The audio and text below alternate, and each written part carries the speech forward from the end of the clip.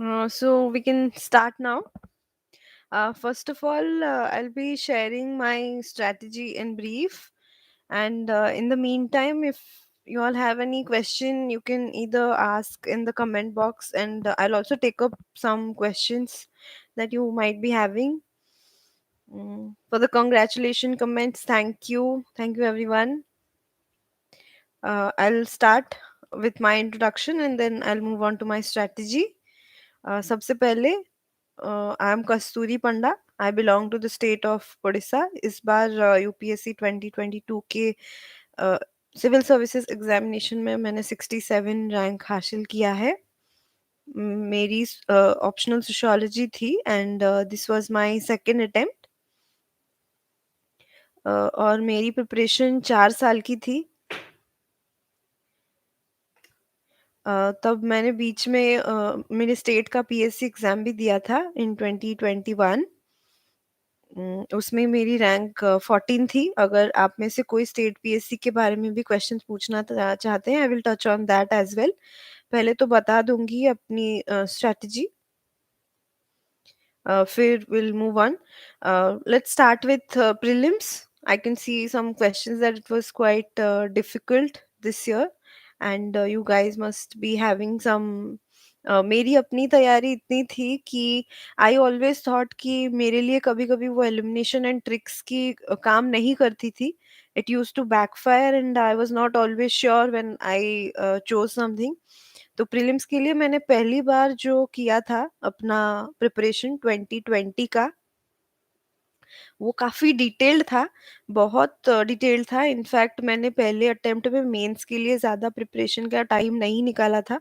Prelims specially मुझे बहुत डर लगा था looking at the past previous year questions and जो ऑप्शंस आते थे, it used to be very confusing. I was never confident earlier. तो मेरी प्रिपरेशन ऐसी रही कि पहले मैंने सारी बेसिक बुक्स उठाई थी। देन वो सब बुक्स भी मैंने 2-3 बार पढ़ा ताकि मेरी कॉन्सेप्चुअल अंडरस्टैंडिंग डिटेल्स मतलब जो है उस पे ग्रिप अच्छी रहे, समझ में आए।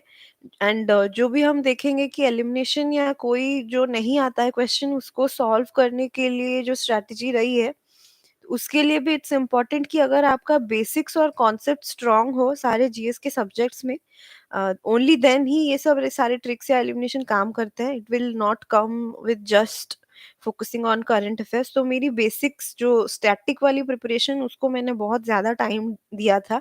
करंट अफेयर्स को कभी सेपरेटली ही ट्रीट नहीं किया। Book list, exact book list सारे डिटेल्स में मैं अपने टेलीग्राम चैनल पे शेयर कर रही हूँ। आप वो पूरी publicly, even I have added the link, मैं शेयर करूँगी भी in the chat and gradually. तो उसमें आपको वो आप डाउनलोड करके अगर आपको सूट करे तो देख लीजिएगा। बेसिक्स बता देती हूँ, जैसे पॉलिटी के लिए हर कोई लक्ष्मीकांत लेता है एंड हिस्ट्री ज्योग्राफी के लिए मैंने भी एनसीईआरटी ली थी। मृणाल सर की इकोनॉमी वाला मैंने फॉलो किया था। ज्योग्राफी के लिए एक राजतनिल मैम के लेक्चर्स थे, वो मैंने देखा था।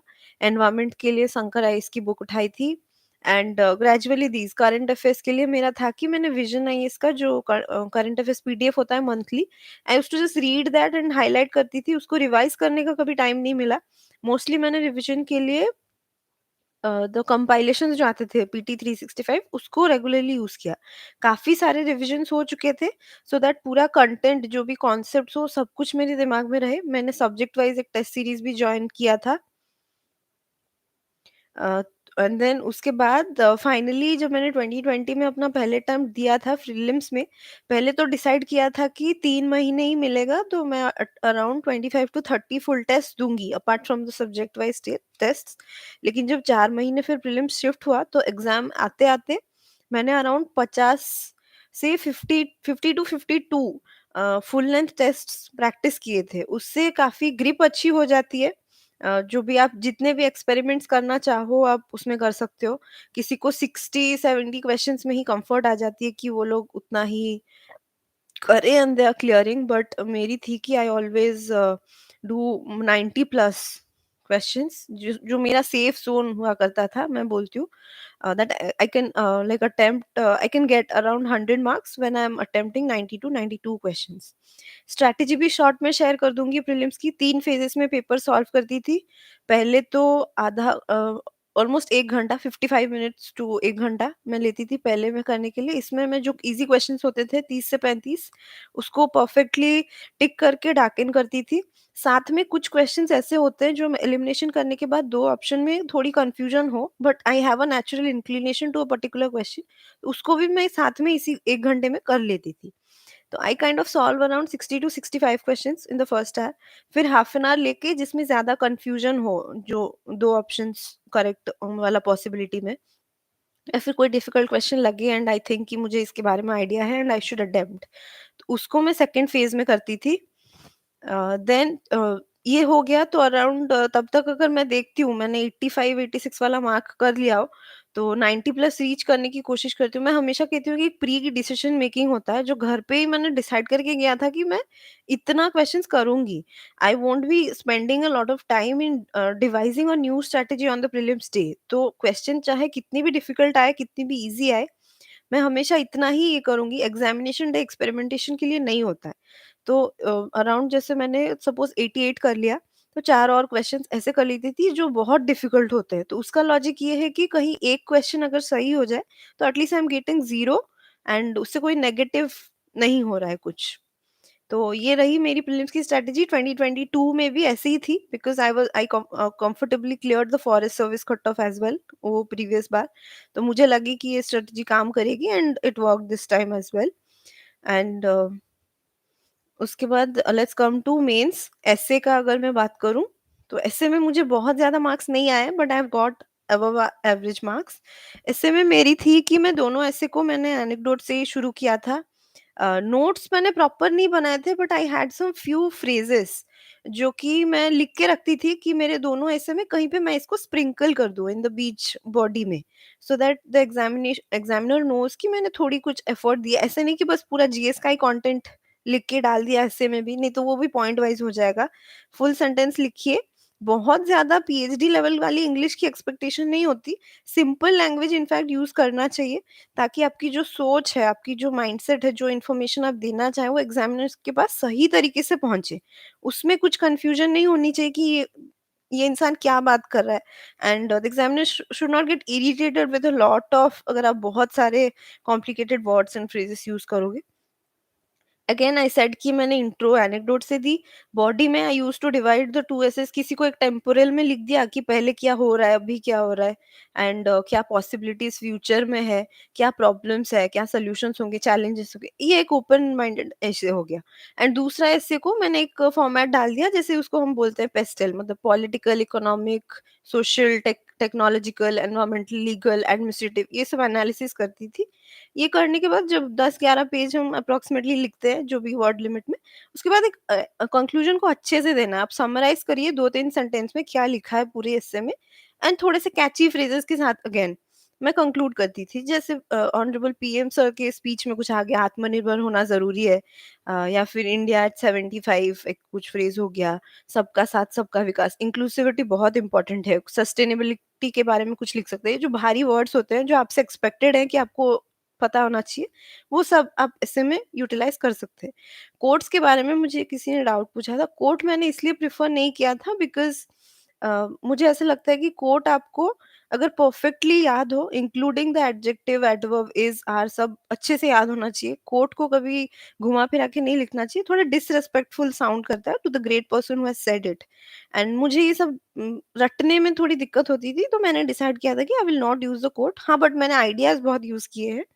जैसे महात्मा गांधी जी के 7 सिंस मैंने याद किए थे। कुछ एल्बर्ट आइंस्टाइन का कुछ हो गया, या फिर मतलब जो भी प्रोमिनेंट है, स्वामी विवेकानंद का कुछ हो गया, सोल, मटेरियल सोल एंड वो सब जो भी एथिक्स में भी कॉन्सेप्ट थे, वो भी मैंने काफ़ी अपने एसे में यूज़ किया है। एंड फिलोसॉफिकल एसेज में फ़ायदा ये है कि बहुत ओपन माइंडेड होते हैं। आप उसको एक्चुअली अच्छे से डिफाइन कर सकते हो। कुछ टेक्निकल लिमिटेशंस नहीं होते कि इसी टॉपिक पे ही लिखना है। तो मुझे पर्सनली फिलोसॉफिकल एसेज लिखने में मज़ा आते थे and you will always find yourself full of content. बहुत ज़्यादा सिर्फ इतने से ही लिमिटेड करके लिखना है, ऐसा रिस्ट्रिक्शंस नहीं होता है। This was my essay strategy. आपको जो भी क्वेश्चंस है आप कमेंट बॉक्स में लिखते रहिए। मैं I will take up the questions later. फिर जीएस 1, 2, 3 का मैं साथ में बता देती हूँ। इसमें था कि मैंने प्रीवियस अराउंड 2013 से जब सिलेबस चेंज हुआ था, पैटर्न चेंज हुआ था, तब मैंने सिलेबस उठाया, जो भी सारे कीवर्ड्स होते हैं, सब टॉपिक्स होते हैं, जो हेडिंग्स होते हैं, उसको मैंने उठाया and you can gauge it with the PYQs, the previous year questions. UPSC के कुछ सिलेक्टेड थीम्स होते हैं और उसी थीम से ही क्वेश्चंस पूछते हैं। इट इज़ ऑफन रिपीटेड, हमको समझ में अलग आते हैं इसलिए बिकॉज़ एक मैपिंग एक्सरसाइज करती रहनी चाहिए, जो मैंने किया था कि आप कोई भी क्वेश्चन लो, आप पहले रिलेट करो कि सिलेबस के किस टॉपिक से ये क्वेश्चन आया है। और मैं क्या करती थी, सिलेबस के जो टॉपिक्स, जो सब हेडिंग्स मैंने कलेक्ट किए थे, उसके हर हर टॉपिक पे मेरे पास 2-3 पेजेस के नोट्स रेडी थे। मतलब ए4 शीट में, डिटेल्ड नहीं, बस छोटा-छोटा ऐसे, जो कि सिर्फ मतलब ऑब्वियसली मैं ऑब्वियसली शेयर करने वाली हूँ। आपको पूरा डिटेल समझ में नहीं आए, आपको समझ में आ जाएगा कि नोट्स कैसे बनाना चाहिए, ताकि रिविज़न ईज़ी हो। एकदम 1-2 पेज में हो, एग्ज़ाम के पहले वाले दिन आप सारा रिवाइज़ करके जा सकें। कुछ डेटा हो गया, फैक्ट्स हो गया, कोई एक नया एग्ज़ाम्पल मिल गया, कुछ अच्छी इवेंट या एनेक्डोट मिल गई जो आप कहीं पे यूज़ कर कर सकते हैं। जैसे कि क्वेश्चन्स आते हैं on women empowerment, SHG, micro finance institutions, कुछ पीपीपी का हुआ, कोई नया प्रोजेक्ट आ गया गवर्नमेंट का, आप नया ऐसे कुछ अपना ओरिजिनल ऐड कर सकते हो। तो उसके लिए ये नोट्स बहुत हैंडी रहते हैं। मेंस के लिए हर टॉपिक के लिए किया था, पॉलिटी हो गया, इकोनॉमी हो गया, एग्रीकल्चर हो गया, जो भी जितने कीवर्ड्स थे सबके लिए 1-2 वर्ड्स, 1-2 पेपर ए4 शीट्स मेरे रेडी थे कि एंड इसमें ये भी हेल्प होता है कि अगर बहुत ज़्यादा कुछ कॉम्प्लिकेटेड क्वेश्चन आ गया जिसके बारे में आपको एकदम से ही आइडिया ना हो, तो एग्ज़ाम में बैठ के आधा मिनट लेके सोचिए कि ये कौन से सब टॉपिक से रिलेट हो सकता है। This was my strategy to tackle those complicated questions. कुछ भी कुछ कुछ ना कुछ लिंक तो आ जाएगा कि सिलेबस के इसी सब टॉपिक से ये क्वेश्चन आया है। तो आप ऐसे कर सकते हैं एंड ऐसे आ गया, फिर मेरे पास तो जो 2-3 पेजेस का नोट्स, जो अपना रिवीजन मटेरियल रेडी था, उसको याद कीजिए। उसका कंटेंट यहाँ यूज़ हो सकता है क्या? Obviously don't dump in garbage, limited या रिलेवेंट चीज़ें ही लिखिए, बट आप ऐड कर सकते हैं एज़ एंड व्हेन रिक्वायर्ड। थोड़ा-सा कुछ लिख के, इट्स ऑलवेज़ एडवाइस्ड कि आप क्वेश्चन स्किप ना करें अनलेस कि टाइम की बहुत ज़्यादा कमी हो। मैं तो हमेशा ट्राई करती थी कि मैं सारे क्वेश्चंस अटेम्प्ट करके आऊँ।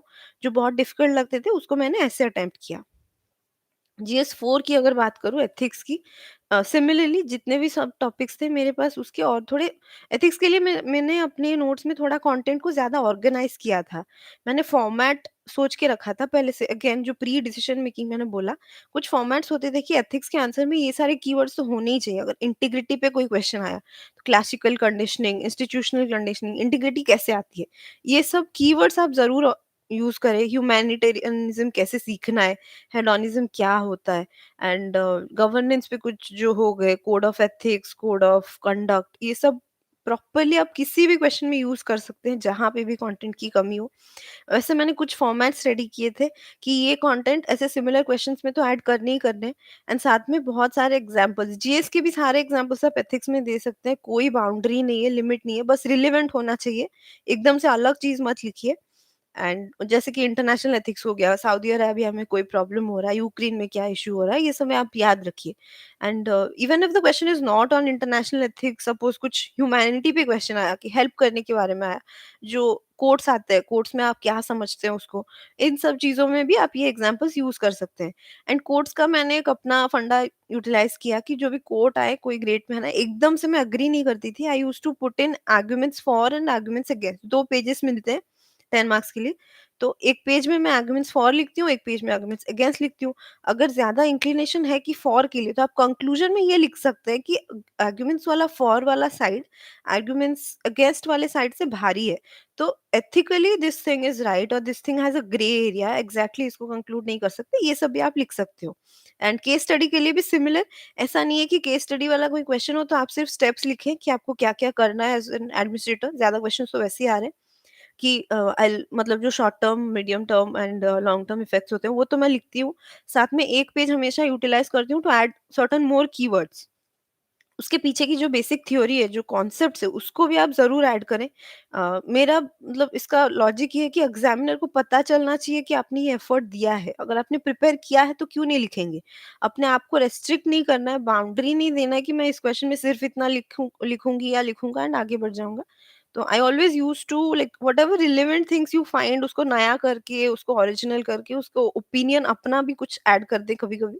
गलत ओपिनियन नहीं होना चाहिए, एंड इसको ज्यादा बढ़ा के भी नहीं लिखना चाहिए, एक दो लाइन मैक्स। एंड मेंस के लिए एज ऑल हर टॉपर, हर एस्पिरेंट यही बोलेंगे कि सिर्फ करंट अफेयर्स इंपॉर्टेंट नहीं है।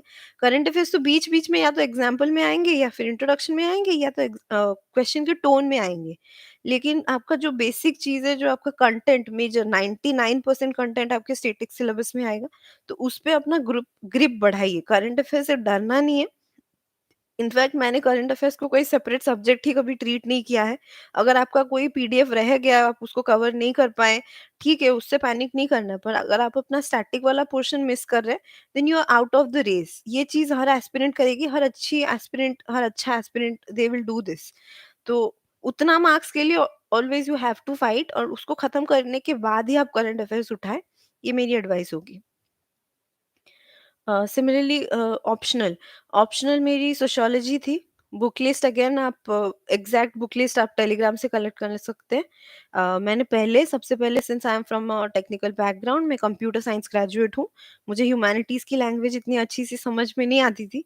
शुरू में तो लगा ग्रीक लैटिन ऐसे पढ़ रही हूँ, बट जो थिंकर्स की कॉन्सेप्ट्स है सबको डिफिकल्ट लगती है। अगर आपको डिफिकल्ट लग रही है, एकदम घबराना नहीं है, पैनिक नहीं करना है, हो जाएगा। मुझे भी डर लगा था।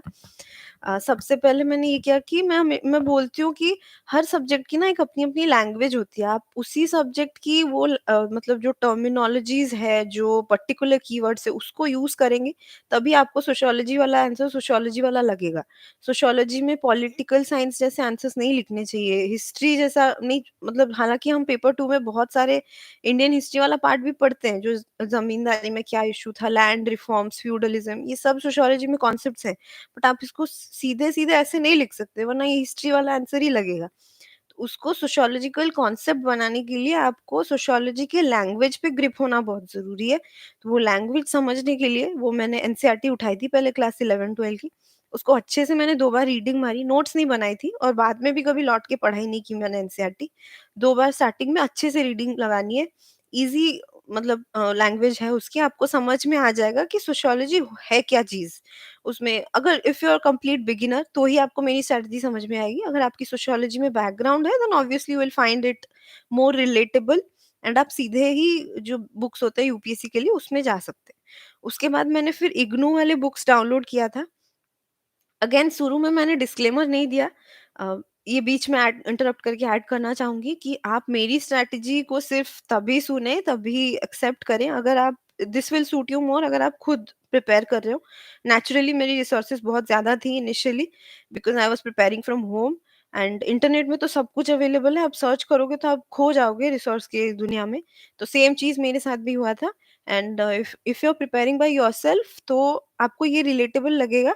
आप ऐसे कर सकते हो। एंड घर से एंड खुद से जो मैंने किया, एंड अगेन सोशियोलॉजी ऑप्शनल को I will come back. IGNOU वाले जो मैंने डाउनलोड किए थे बीए और एमए के, ये आपको मिल जाएंगे। रिलायबल एंड वैलिड करके एक वेबसाइट है। दिस वेबसाइट लिंक मैंने अपने टेलीग्राम चैनल पे भी शेयर किया हुआ है।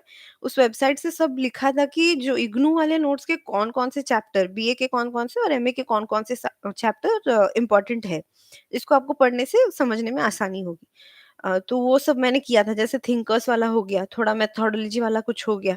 ये सब आप वहाँ से डाउनलोड करके देख सकते हैं। मैंने भी ऐसे सब देखा था।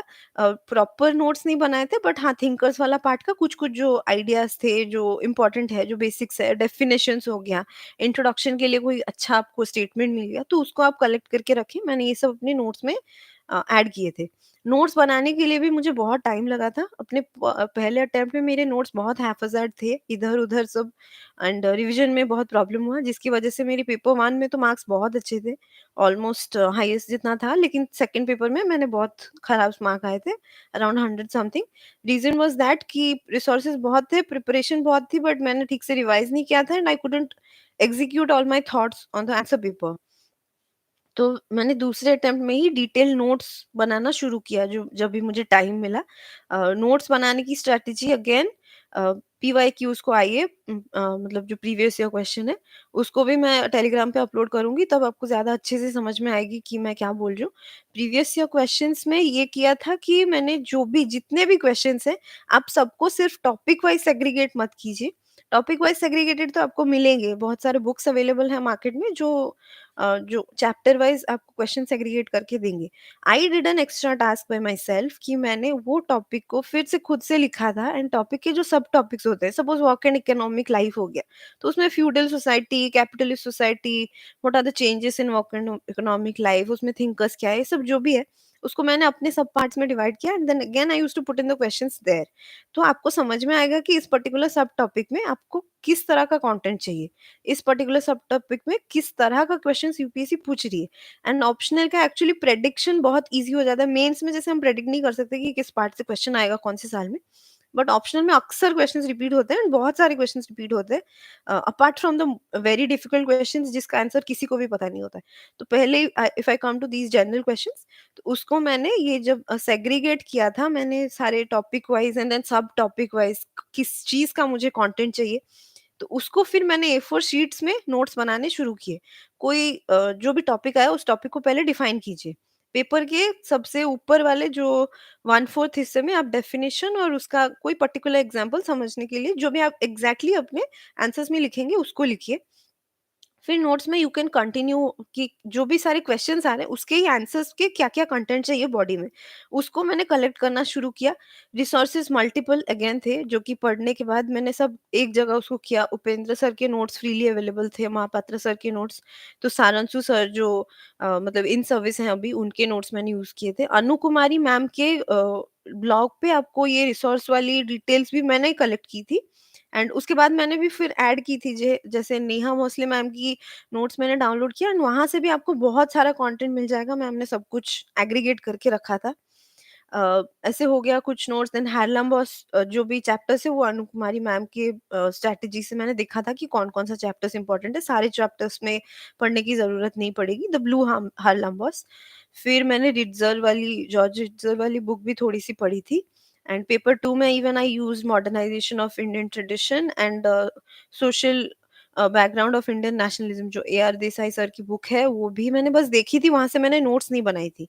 नोट्स के लिए I used to prefer these resources जो दिल्ली के जो सर के नोट्स होते हैं, फ्रीली अवेलेबल है, उसको मैंने डाउनलोड किया। जो टॉपर्स के नोट्स थे, वहाँ से भी मैंने कुछ कलेक्ट किया। नितिन सांगवान सर, ये बुक बहुत इंपॉर्टेंट होती है, लेकिन इसको शुरू से नहीं देखना है। शुरू से देखेंगे तो बहुत कॉम्प्लिकेटेड लगेगा, डिफिकल्ट लगेगा, but it's a very good book for revision. And अगर आपको कोई पॉइंट मिस हो गया, कुछ किसी चीज़ का कंटेंट नहीं मिल रहा है, तो आपको ईज़िली वहाँ से मिल जाएगा। नितिन सांगवान सर का बुक मैंने रिवीजन के लिए अपने पहले अटेम्प्ट में यूज़ किया था इन 2020, लेकिन फिर बाद में 2022 में जब मैंने अपने नोट्स कॉम्प्रिहेंसिव नोट्स बनाने शुरू किए, तब मैंने उनके भी जो भी कुछ मैंने जो मिस किया हो फ्रॉम ऑल दीज़ रिसोर्सेज़, या फिर उनके जो बुक से कुछ रिलेवेंट लगा, तो उसको मैंने फिर अपने नोट्स में ऐड किए थे। अल्टीमेटली आपको फुल सेंटेंसेस लिखने के लिए बहुत ज़्यादा टाइम नहीं मिलेगा, बिकॉज़ सोशियोलॉजी का रिसोर्स बहुत स्कैटर्ड है एंड बहुत ज़्यादा है। पेपर में हमको सिर्फ 2 पेज या 4 पेज ही मिलते हैं। तो ऐसे पॉइंट वाइज़ अपने नोट्स में प्रैक्टिस कीजिए कि आप उसी तरह के ही रेप्लिकेट कर सकें अपने आंसर कॉपी में। तो this was my strategy. And फिर मैं अपने ये के बारे में भी बताऊँगी। टेस्ट सीरीज़ मैंने 3 लिए थे सोशियोलॉजी के लिए। 2020 में मैंने लिया था जो नाइस आईएएस का, एंड सर के जो एक्सप्लेनेशन वीडियोज़ थे वो बहुत कंटेंट रिच होते हैं, उससे भी उसको भी मैंने अपने नोट्स में ऐड किए थे। टेस्ट के बाद जो एक्सप्लेनेशन वीडियो सर शेयर करते थे। एंड देन उसके बाद फिर मैंने 2021 वाला अटेम्प्ट स्किप किया था यूपीएससी में। I was giving my state PCS, तो in the meantime state PCS की सिलेबस यूपीएससी से कम होती है। यूपीएससी की प्रिपरेशन अगर आपकी अच्छी रही हो तो स्टेट पीसीएस में सेपरेट प्रिपरेशन करने की अक्सर ज़रूरत नहीं पड़ती, मुझे भी नहीं पड़ी थी। एंड तो मैंने सोचा कि जो भी थोड़ा फ्री टाइम मिला, मुझे 2 ऑप्शनल प्रिपेयर करने थे उस एग्ज़ाम के लिए। जो दूसरा ऑप्शनल मैं थोड़ा-थोड़ा टाइम दे रही थी, एंड जो भी मुझे टाइम मिला था एक्स्ट्रा टाइम, तो उसमें मैंने सोशियोलॉजी का एक और टेस्ट सीरीज़ ले लिया टू करेक्ट माय जो भी लैक थे इन पेपर 2। तो उसमें से जो सर के वैल्यू एडिशन मटेरियल्स मिला टेस्ट सीरीज के साथ में, एंड टेस्ट के साथ ही उसको मैंने फिर पेपर 2 को रिवाइज किया। एंड मेरे प्रीलिम्स 2022 के पहले ही सोशियोलॉजी के मैक्सिमम नोट्स रेडी थे। अ, तो फिर जब मैंने मेंस की प्रिपरेशन की, मैंने सीधे ही पूरा रिवाइज करके फुल लेंथ टेस्ट देना शुरू कर दिया था इन 2022। तो मैंने फिर से एक टेस्ट सीरीज़ लिया, रिलायबल एंड वैलिड, जो मैंने शुरू में शेयर किया था। चेकिंग बहुत अच्छी थी उनकी, बट उससे मैंने और कुछ वैल्यू एडिशन ज़्यादा नहीं किया था, apart from some current affairs articles जो उन्होंने शेयर किए थे, कुछ अच्छा पॉइंट मिल गया, कुछ एग्ज़ाम्पल मिल गया, बस स्प्रिंकल करके थोड़ा-सा ऐड किया था। एंड टाइम मैनेजमेंट इश्यूज मुझे पहले अटेम्प्ट में हुई थी, एंड एग्जाम में मैंने 3 घंटे में फिनिश किया, बट देन मे बी उसकी क्वालिटी डिप्रिशिएट हुई, सो मुझे मार्क्स नहीं आए थे। इस साल मैंने उस टाइम मैनेजमेंट पे भी बहुत ज्यादा फोकस किया था कि 3 घंटे में मैं कैसे क्वालिटी कंटेंट रेडी करके प्रेजेंट करूँ पॉइंट वाइज फॉर्मेट में।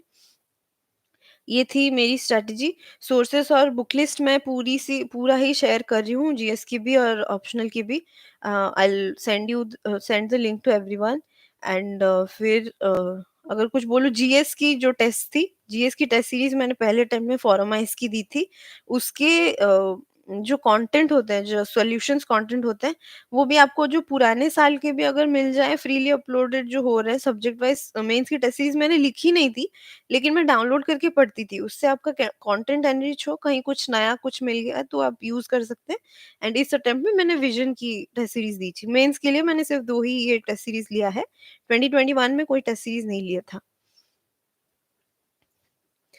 थोड़ी-सी अगर बताऊँ आंसर राइटिंग की तैयारी के बारे में, तो आंसर राइटिंग मैंने पहले शुरू किया था, वो 2020 प्रीलिम्स के बाद ही किया, जब मुझे पता चल रहा था। मैंने जब आंसर की चेक किया, सेम डे ही मैंने चेक कर लिया था, और मुझे थोड़ा कॉन्फिडेंस था कि क्लियर हो जाएगा। I was on the safe 100 border line. तो उसी उसी दिन ही मैंने सर्च करना शुरू किया कि प्रॉपर्ली मुझे आंसर राइटिंग कैसे करनी है। तो आई स्टम्बल्ड अपॉन जो आईएएस बाबा की टीएलपी होती है, उनकी आंसर राइटिंग जो फ्री होती है, कि क्वेश्चंस वो लोग शेयर करते रहते हैं, एंड आप कभी-कभी आंसर्स पोस्ट कर सकते हो। मैंने 1-2 बार आंसर पोस्ट किया, बट ज़्यादा उसमें अभी बहुत क्राउडेड हो चुका है, तो फीडबैक मिलना बहुत लेट होता है। देन मैं पैनिक कर रही थी कि मेरे आंसर्स कोई चेक कर दे, मुझे तो ठीक से पता नहीं है कैसे होगा। तो सर्च करने के बाद मुझे एक वेबसाइट मिला था, आईएएस डॉट नेटवर्क। वहाँ पे दे हैव दिस प्रोग्राम, सिर्फ ₹1000 की है। आप 1 महीने के लिए हर दिन 2 अ कोई भी 2 क्वेश्चन उठा के आप उनको भेज सकते हैं। वो क्वेश्चन वो लोग चेक करके and they give you back in the next 24 hours. तो उसी से ही मुझे समझ में आया था कि आंसर राइटिंग कैसे होता है, introduction. They give a very comprehensive and good feedback. And उन्होंने बोला था कि ऐसे मैप को यूज करना चाहिए, ऐसे फ्लो चार्ट डालो, ऐसे कोई डायग्राम करो, कहाँ पे करो, कितने स्पेस में करो। उसमें मुझे बहुत हेल्प मिला था। and मुझे वो सब नुआंसेस समझ में आई थी कि कम स्पेस में कैसे ज्यादा लिखना है, पॉइंट वाइज कहीं पे कुछ फ्लो चार्ट बना लिया, कोई डायग्राम बना लिया। एंड मैं पहले-पहले जब मैप प्रैक्टिस करती थी, वो बहुत बड़ा हो जाता था। I was not thorough with that. तो धीरे-धीरे मैंने मैप का साइज़ कम किया, मैप को ज़्यादा रिलेवेंट बनाया। पूरा स्केल में नहीं करना है, लेकिन इंडिया मैप जैसे ही दिखना चाहिए, उसकी कोशिश आप ज़रूर करें। मैप की यूज़ अराउंड ज्योग्राफी वाले क्वेश्चंस में होती है, एनवायरनमेंट वाले क्वेश्चंस होती है। इवन कोई अगर एग्रीकल्चर वाला क्वेश्चन आया, सपोज़ फूड प्रोसेसिंग इंडस्ट्रीज़ का, इस बार मैंने एक मैप बनाया था। उसमें था कि अ आई एम सॉरी, मतलब मेंस में किया था या टेसीज में, बट मैं एक एग्जांपल देके समझा सकती हूँ। सपोज एक क्वेश्चन आए कि फूड प्रोसेसिंग इंडस्ट्रीज को आपको कैसे रिवैम्प करना है, कैसे उसकी प्रॉपर पोटेंशियल को यूटिलाइज करना है। तो आप एक इंडिया मैप यूज करके आप दिखा सकते हैं कि इंडिया में इतने सारे जोग्राफिकल वेरिएशंस है, इतने सारे रीजन्स है, तो कहीं पे भी हर जगह अलग अलग फूड प्रोडक्शन हो रही है। उसमें आप एक मैप बना के दिखा सकते हो कि नॉर्थ में ये होता है। मतलब जैसे गुजरात हो गया तो व्हीट का है, वहाँ पे food processing industries always dominated. जो लेज हैं पोटैटो वाले, या फिर हल्दीराम्स हो गया, तो उसका प्रोपोर्शन ज्यादा है। फिर नॉर्थ में जम्मू कश्मीर साइड में ठंड होती है, exotic flowers, again north east में ये सब हो सकता है, सैफरन की cultivation, lavender cultivation in north east. फिर साउथ में सपोज आप बोलेंगे कोस्टल हो गया तो कोकोनट, या फिर ट्राइबल कुछ हुआ जो western Ghats and eastern Ghats का, उनको भी आप एम्प्लॉयमेंट के दौरे पे ला सकते हैं। ऐसे कुछ, वो मैप में ही ये सब बहुत सारे पॉइंट्स कवर हो जाते हैं। उसको मैंने सेपरेटली फिर से लिखा नहीं था। You can just put in food processing industries में कैसे इकोनॉमिक फाइनेंशियल बेटरमेंट हो सकती है, उनको क्रेडिट पहुंचाना, ये एक इकोनॉमी का क्वेश्चन था। आप उसको ये सब कंटेंट डालो और साथ में मैप में दूसरा वाला कंटेंट भी डाल दो, तो कम स्पेस में वो स्क्वीज होके ज्यादा चीजें आ जाती है। सोशियोलॉजी में मैंने बहुत ज़्यादा डायग्राम्स और बहुत ज़्यादा ऑब्वियसली इंडिया मैप तो नहीं बना है, एक्सेप्ट अगर क्वेश्चंस आते हैं ऑन जो पेपर 2 में होते हैं, ट्राइबल्स ऑफ इंडिया, आपको दिखाना हो तो आप मैप कहीं कभार यूज कर सकते हो। सोशियोलॉजी वाले आंसर्स मेरे mostly point wise and text वाले ही होते हैं, ज़्यादा डायग्राम्स यूज नहीं किया था मैंने। एंड अगेन मैंने बार-बार ये बोला है, प्रीवियस ईयर क्वेश्चंस, एक क्वेश्चन आई थी प्रीवियस ईयर क्वेश्चन पेपर्स की इम्पोर्टेंस कितनी है? मेरी प्रिपरेशन में तो बहुत ज़्यादा थी। मैंने प्रीवियस ईयर क्वेश्चंस को लेके ही अपनी स्ट्रैटेजी बनाई थी। एंड प्रीलिम्स के लिए भी प्रीवियस ईयर क्वेश्चंस मैंने जब देखा था तो उसमें आई डिड दिस क्वेश्चंस, मतलब उसके रिलेटेड कुछ रिलेवेंट कंटेंट मिले जो मैंने टेस्ट सीरीज सॉल्व किया था। उसमें जो मेरी गलत हो रहे हैं, but this can be predicted based on what UPSC has asked before, तो वो वाला इंफॉर्मेशन मैं एक ए4 शीट में डाल देती थी। ऐसे दिस ये होके होके अपना हर का सब्जेक्ट वाइज ऐसे आ जाएगा। एंड एक चीज मैंने किया था कि एनसीईआरटी की जो 11th 12th की हिस्ट्री बुक होती है, उसमें जैसे आईवीसी का हो गया, मौर्यन एम्पायर का हो गया, ऐसे सब मैप्स अवेलेबल है। तो वो मैप्स को मैंने स्निपिंग टूल यूज करके प्रिंट कर लिया था, खाली मैप को। एनसीईआरटी बुक मेरे पास, नई एनसीईआरटी बुक नहीं थी, I was first reading the old NCERT. ये मैप मैंने डाउनलोड कर लिया। फिर वहां पे आपको थोड़े थोड़े जगह याद रहेगा कि यहाँ पे ये डायनेस्टी आई थी, मौर्य के बाद ये आया। जैसे कि अभी एंशियंट और मिडियवल के ज्यादा क्वेश्चंस पूछे जा रहे हैं। आर्ट एंड आर्किटेक्चर, ये वाली टेम्पल कहाँ है, कौन से रीजन में है, if this belongs to this kind of literature और कम्युनिटी, जो भी है ये सब आपको याद आ जाएंगी। एंड साइड में ही मार्जिन में मैं थोड़े थोड़े नोट्स में ऐड करती रहती थी, जो भी मुझे टेस्ट सीरीज की नया इन्फॉर्मेशन मिला।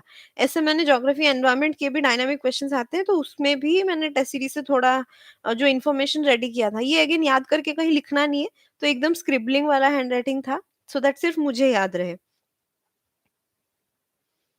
नेक्स्ट क्वेश्चन, मैंने तो प्रीवियस ईयर का होंगे, यूपीएससी में कोचिंग की कितनी इंपॉर्टेंस है, एक क्वेश्चन मिली थी। Coaching honestly personally classroom coaching मैंने ली नहीं है, तो उसकी एडवाइस तो मैं आपको नहीं दे पाऊंगी। लेकिन मुझे पर्सनली ये लगता है कि आप सबसे पहले ये कोशिश करें, थोड़ी सी कोई एनसीईआरटी उठा के पढ़ें। अगर आपको एकदम ही बहुत डिफिकल्टी आ रही है समझने में सब्जेक्ट को, तो क्लासरूम कोचिंग जरूर ले। फाउंडेशन कोर्स की ये होती है कि वो लोग सिर्फ आपको बेसिक्स और जो जनरल जो होती है इनिशियल लेवल की प्रिपरेशन, उसमें ही आपको हेल्प करेगी। एंड एग्जैक्टली यूपीएससी लेवल की आंसर राइटिंग कैसे होती है, करंट अफेयर्स को कैसे यूज करना है, ये तो मेंस वैल्यू एडिशन वाले क्लासेस अगर आप चाहें तो वो ले सकते हैं। तो ऐसे मैंने जो बताया, फ्लेक्सिबिलिटी रखी अपनी स्ट्रैटेजी में, आपको क्या जरूरत है। मेंटोर के पीछे भागने से पहले मुझे हमेशा ये लगता था कि आप खुद का मेंटोर बनिए। पहले मुझे पता होना चाहिए कि मुझे किस चीज़ में दिक्कत है, मुझे मेरी क्या स्ट्रेंथ है, मेरी क्या वीकनेस है। जैसे I was comfortable in understanding history, geography my self, but मुझे इकोनॉमिक्स में अगर थोड़ी हेल्प चाहिए थी, तो मैंने मृणाल सर की क्लास ली। ऐसे आप सिलेक्टिवली चूज़ कीजिए, अपनी मेंटर खुद चूज़ कीजिए। कभी मेंटर के मेरी ये ओपिनियन है, मेंटर के हाथ में मैंने अपनी प्रिपरेशन कभी नहीं सौंपी। आपको जब हेल्प चाहिए आप उन पे डिपेंड कीजिए, ना कि आप पूरी तरह अपनी प्रिपरेशन कोचिंग या मेंटर के हाथ में दे दें। अल्टीमेटली एग्जाम आपको लिखनी है। एंड हर कोई बोलेगा 90% काम सेल्फ स्टडी से ही होगा। जब तक आप प्रैक्टिस नहीं करेंगे, आप सेल्फ स्टडी नहीं करेंगे, तो डिफिकल्टी होती है। एनसीईआरटी की इंपॉर्टेंस के बारे में मैंने शेयर कर लिया था। मैंने सिर्फ हिस्ट्री और ज्योग्राफी और इकोनॉमिक्स की क्लास 11 की बुक ली थी। एंड जो छोटे-छोटे टॉपिक्स थे उसको मैं कवर कर लूँ, जैसे गवर्नेंस हो गया, इंटरनेशनल रिलेशंस हो गया, इंटरनल सिक्योरिटी हो गया। इस सब के लिए मैंने जो पीडीएफ कंपाइलेशन होते हैं मीन्स 365, उससे ही कंटेंट रेडी किया था, या फिर टॉपर्स के कॉपीज जो फ्रीली अपलोड होते हैं किसी-किसी वेबसाइट में, विजन में या फोरम में, वो आप देख लीजिए, आपको समझ में आ जाएगा कि कैसे आंसर्स लिखना है, क्या कंटेंट चाहिए। एंड अगेन अगर आपकी प्रॉपर प्रिपरेशन प्रीलिम्स के लिए है, डिटेल्ड है, तो प्रीलिम्स की नॉलेज को मेंस में जरूर यूज करें।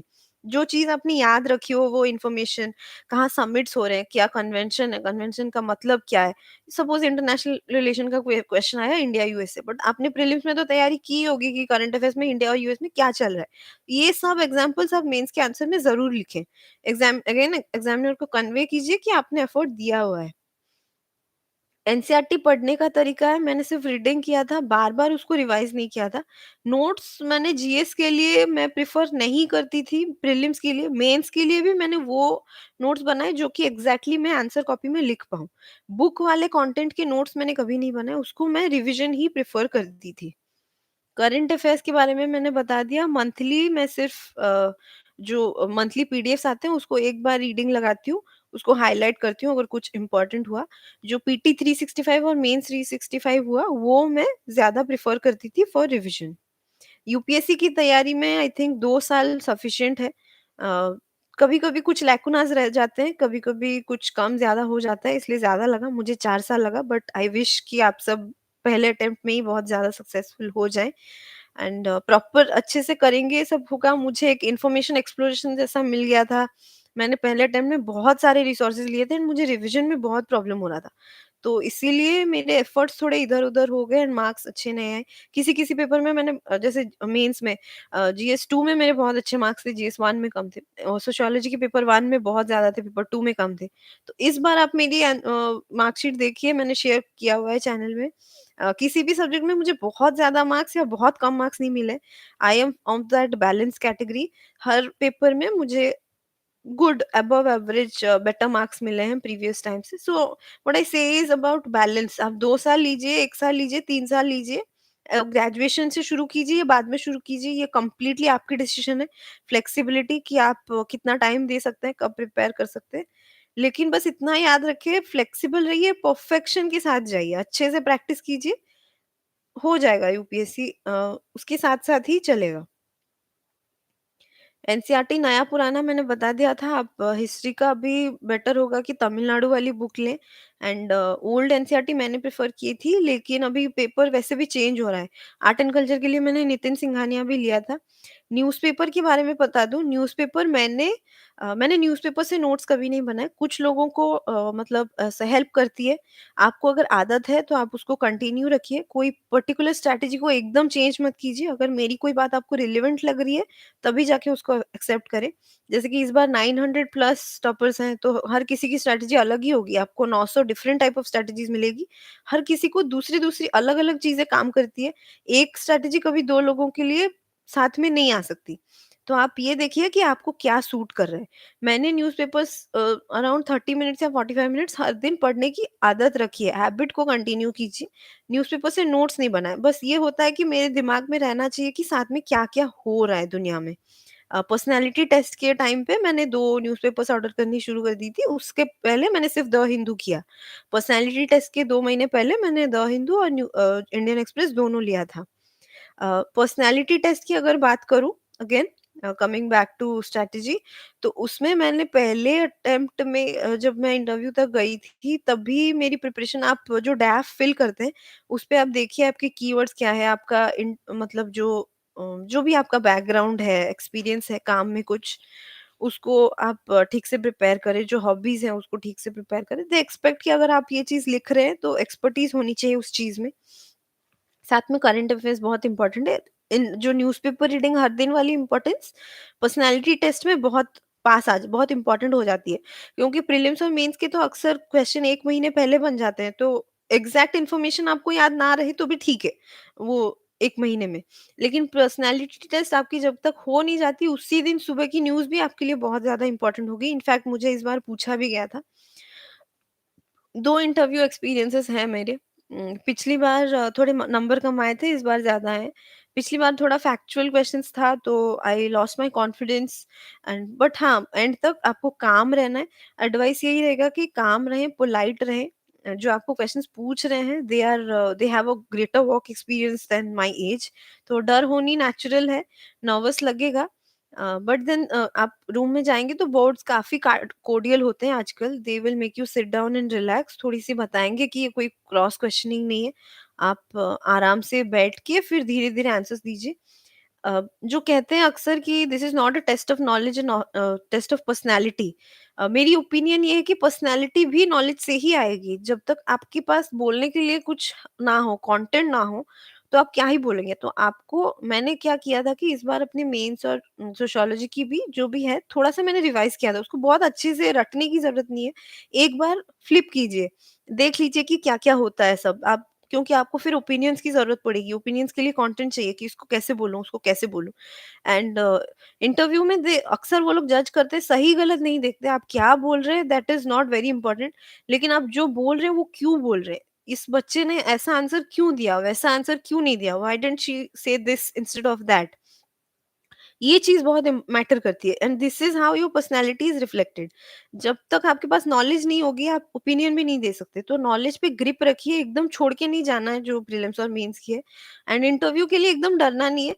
अगर आप प्रीलिम्स और मेंस की प्रिपरेशन अच्छी कर रहे हैं, तो आपको इंटरव्यू में भी वो तो अब बाद में ही आएगी, शुरू से उसके लिए टेंशन लेने की कोई ज़रूरत नहीं है।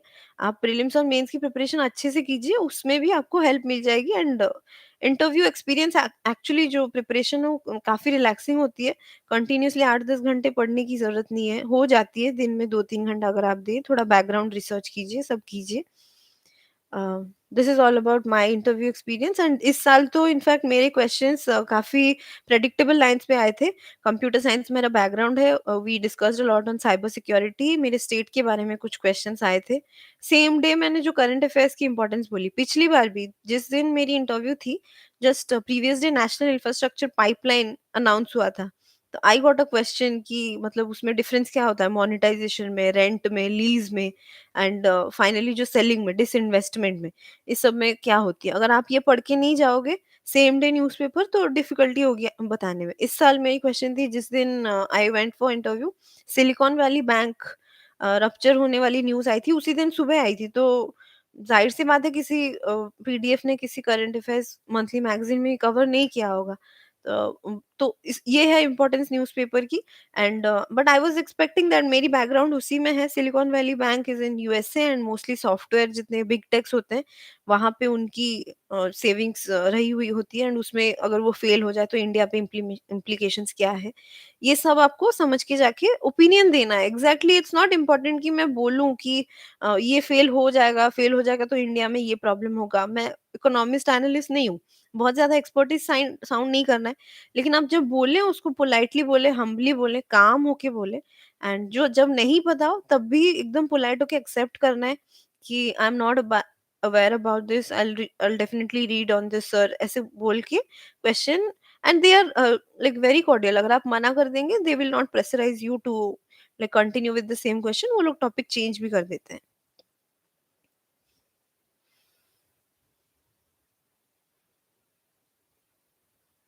मेजर चीज़ें मैंने कवर कर दी है। टाइम टेबल की बात बताऊँ तो टाइम टेबल मेरी ऐसी थी कि शुरुआती जब मैंने बेसिक्स बुक पढ़े, सिलेबस थोड़ी ज़्यादा थी, तो इनिशियली 2019 जब जुलाई-अगस्त में मैंने प्रिपरेशन शुरू किया, तब थोड़े ज़्यादा थे, 8-10 घंटे दिन में ऐसे बैठती थी। सुबह जीएस या शाम को ऑप्शनल, सुबह ऑप्शनल या शाम को जीएस, ऐसे टाइम डिवाइड करके करती थी। एंड देन ग्रेजुअली फिर जब एग्ज़ाम्स में पास आ जाए तब भी टाइम थोड़ा ज़्यादा रहता है, 10-12 घंटा कभी-कभी मेंस के पहले, प्रीलिम्स के पहले भी ऐसे। बट प्रीलिम्स के पहले दिन आप कोशिश करें कि अच्छे से सोएं, अच्छी नींद आए, बहुत ज़्यादा अपनी बॉडी को थकाइए मत। ये सब करके मतलब थोड़ा रिलैक्स होके जाइए एंड कॉन्फिडेंस के साथ जाइए। मेरी ये थी कि इट्स इमैटेरियल कि आप 8-10 घंटा कर रहे हैं या 4-5 घंटा कर रहे हैं, क्वालिटी पे फोकस कीजिए।